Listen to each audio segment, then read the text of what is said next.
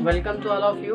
High school के सभी बच्चों के लिए आज का जो टॉपिक है वो है द्विघात समीकरण है। ठीक है, द्विघात समीकरण क्या होती है आज हम लोग ये पढ़ने वाले हैं। बिफोर गोइंग टू चैप्टर पहले हम ये जान लेते हैं कि ये द्विघात है क्या। द्विघात जो है ये आपका जो बहुपद आपने लास्ट क्लास में पढ़ी थी उसी का ही एक पार्ट है, उसी का ही एक अंश है, वहीं से ये निकल के आया है। अगर आपको अच्छे से बहुपद समझ में आया था तो आपके लिए द्विघात तो बहुत आसान होने वाला है। लेकिन यदि किसी बच्चे ने द्विघात पढ़ने शुरू कर देता है और उसको बहुपद के बारे में नहीं पता है तो उसको थोड़ा सा दिक्कत आने वाली है। तो मैं आपको ये सजेस्ट करूँगा कि आप मेरी मैथ की प्लेलिस्ट में जा करके वहाँ से जो हमारे बहुपद के लेक्चर्स हैं, जो वीडियोज़ हैं, आप उनको पहले देखिए और देखने के बाद फिर जो है आप बहुपद पे द्विघात पे आइए। क्योंकि जो चीज़ें आपने बहुपद में पढ़ी थी वही चीज़ें द्विघात के लिए अप्लाई होती हैं, वो सारी कंडीशन इसके लगती है। क्योंकि ये एक विशेष रूप ही है बहुपद का। अगर बहुपद में बहुत सारे पद होते हैं, बहुत सारी घातों का एनालिसिस करते हैं और जो द्विघात होता है उसमें केवल दो घात वाली समीकरणों का हम लोग अध्ययन करते हैं। अब बात आती है कि क्या है द्विघात समीकरण, क्या है क्वाड्रेटिक इक्वेशन, इसमें क्या हमें पढ़ना है। ठीक है, तो आपने 9th क्लास में फैक्टराइजेशन सीखा था, गुणनखंड करना सीखा था कि एक द्विघात बहुपद होता है उसके कैसे गुणनखंड किए जाते हैं, तो वो आपको आता है और ये काम आपने बहुपद में भी सीख लिया था। तो अब हम उसके थोड़ा सा आगे बढ़ते हुए ये देखेंगे कि द्विघात से रिलेटेड और क्या क्या चीज़ें होती हैं। आज हम इस लेक्चर में उस चीज़ को डिस्कस करने वाले हैं।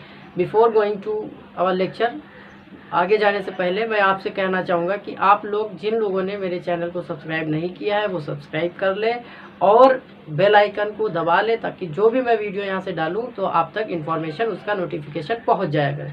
और अपने व्हाट्सएप ग्रुप में, अपने सोशल मीडिया, फेसबुक, इंस्टाग्राम जो भी आप यूज़ करते हैं उसमें जो है लोगों को इस बात को बताएं, हमारे लेक्चर को प्रमोट करें और चैनल को प्रमोट करें ताकि ज़्यादा से ज़्यादा लोग हमसे जुड़ सकें। चलिए ठीक है, अपना शुरू करते हैं हम लोग। जो हमारा आज का टॉपिक है द्विघात समीकरण, क्वाड्रेटिक इक्वेशंस। क्वाड्रेटिक इक्वेशंस उनको कहते हैं जिनका मानक रूप ax² + bx + c = 0 के प्रकृति का होता है, जो इस टाइप से आपको लिखा दिखे कि x की अधिकतम घात 2, x की अधिकतम घात 1, x की और एक x में एब्सेंट हो। ठीक है, तो अधिकतम घात जो है वो x² होना चाहिए, ये कंडीशन है।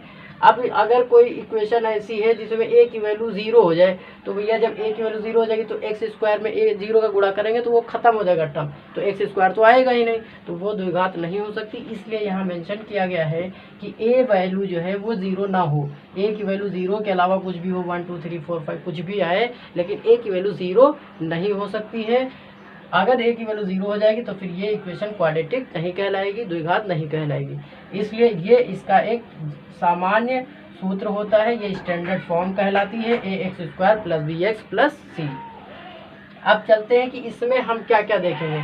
हमने लास्ट क्लास में ये पढ़ा था कि द्विघात के कुछ मूल होते हैं, शून्यक निकाल लेते हैं ना, तो शून्यक जो होते हैं वही द्विघात के मूल कहलाते हैं। जो शून्यक हमने लास्ट क्लास में पढ़े थे उन्हीं को द्विघात के लिए मूल बोला जाता है। ठीक है, हमको क्या करना होगा, हमें एक इक्वेशन दी होगी द्विघात इक्वेशन, उसमें मूलों के जो मूल आने वाले हैं उनको हम चेक करेंगे, अल्फा बीटा चेक करेंगे कि ये मूल क्या वास्तविक है या काल्पनिक है या कैसे हैं, उनकी प्रकृति जानेंगे। ठीक है, तो सबसे पहले जो है हम लोग द्विघात की प्रकृति पे चर्चा करते हैं।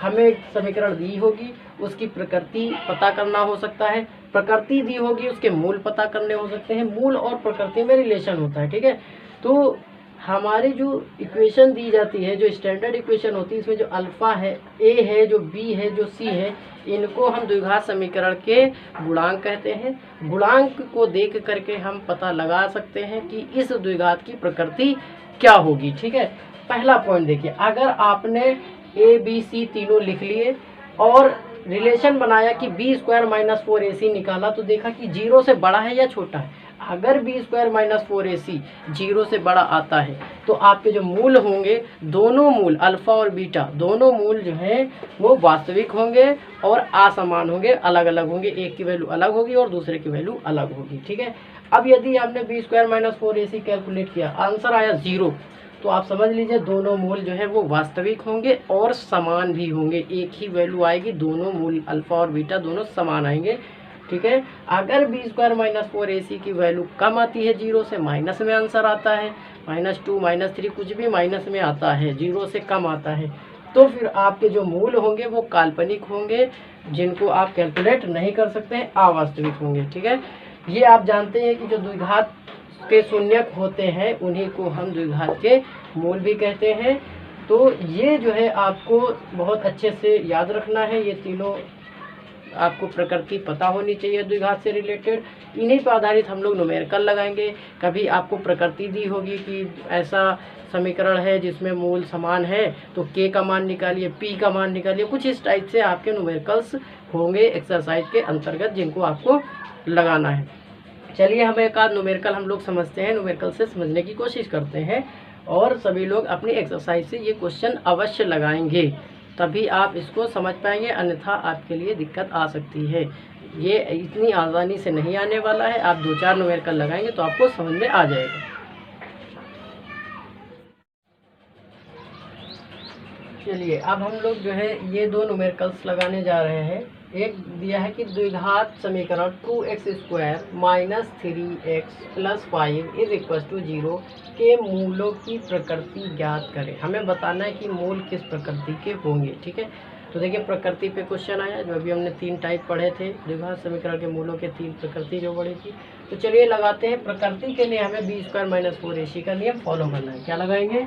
b² माइनस 4ac, ये फॉर्मूला लगा के इसको हम d से भी रिप्रेजेंट करते हैं। ये d बराबर भी हम लोग इसको बोलते हैं डिस्क्रिमिनेंट, है ना, विविधकर।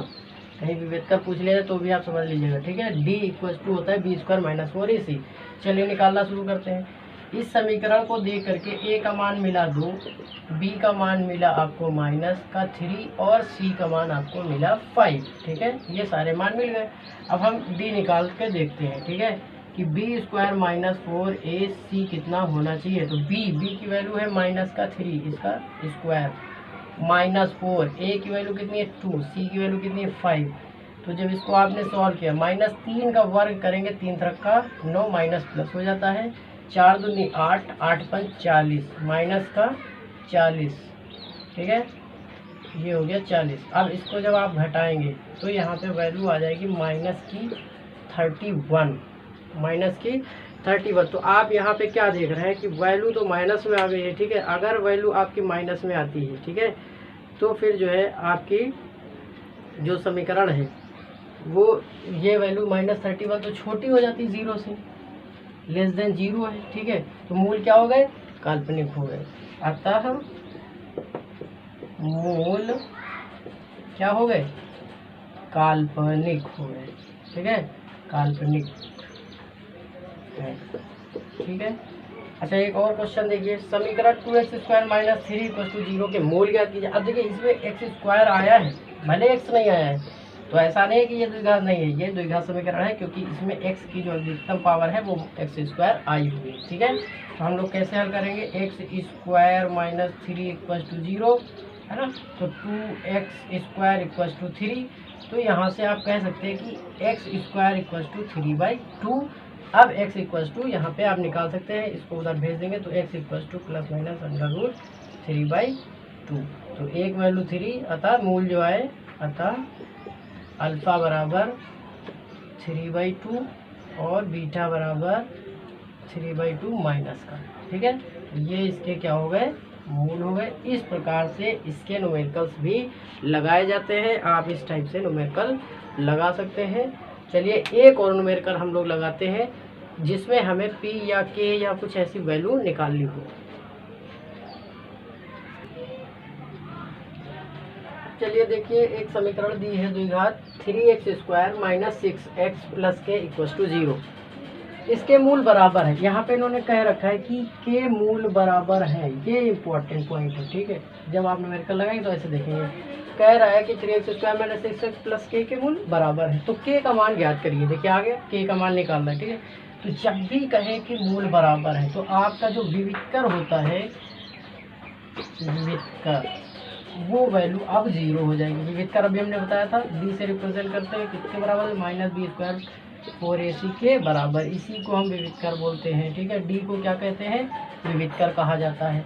अब अकॉर्डिंग टू क्वेश्चन आपको ए गिवन है, ए इस इक्वेशन से पता है कितना है, 3 है, बी कितना है, -6 है, सी कितना है, के है, सी हमें फाइंड आउट करना है। कह रहा है कि विविध कर बराबर है, मूल बराबर है, तो विविध कर की वैल्यू 0 लेनी है। मतलब b² जो d का मान है वो 0 के बराबर है, तो b² b की वैल्यू है -6 का स्क्वायर -4, a की वैल्यू 3, c की value k is equal to 0। अब सॉल्व कर लेंगे। 6 का -6 का स्क्वायर प्लस का 36, 4 किया 12, 12 k इक्वल टू 0। तो अब इसको अगर हम सॉल्व कर लेंगे तो 12 k इज इक्वल टू 36, तो k इज इक्वल टू हमारा कितना आ गया, इस जगह से हम निकाल सकते हैं। तो k की वैल्यू आ गई 12 तिया 36, 3। ये हो गए आपका k का मान। इस टाइप से आपको निकालने हैं। तो बहुत ही आसान है क्वेश्चन, ईजिली लगा सकते हो, ठीक है। इसमें कोई दिक्कत की बात नहीं, बहुत आसानी, इसमें बहुत मज़ा आने वाला है आपको एक्सरसाइज में, अगर आप इसको ध्यानपूर्वक लगाते हैं। कोई भी बच्चा ऐसा नहीं है कि खाली घूमे, ठीक है। काम पूरा रखिए। आपकी ज़रूरत भर के मैथ की क्लास हो गए हैं, अब आपके टेस्ट होने वाले हैं। तो टेस्ट के लिए आप रिवाइज़ करिए। जिन्होंने अपनी कॉपी अभी तक नहीं बनाई है वो लोग कॉपी भी बना लें और टेस्ट की प्रिपरेशन करना शुरू करें। जैसे ही मौका मिलता है एक टेस्ट अभी अरेंज किया जाएगा और टेस्ट आपका लिया जाएगा, ठीक है। तो और वीडियो पूरा देखा करिए, स्किप ना किया करिए, एक एक लाइन को ध्यान से समझिए। आप पलट पलट करके भी देख सकते हैं। यदि आपको समझ में नहीं आया तो दोबारा फिर देखिए आप, तो आपको ज़्यादा से ज़्यादा समझ में आएगा और अच्छे से आप न्यूमेरिकल्स को, आप सवाल को लगा सकते हैं। Thank you.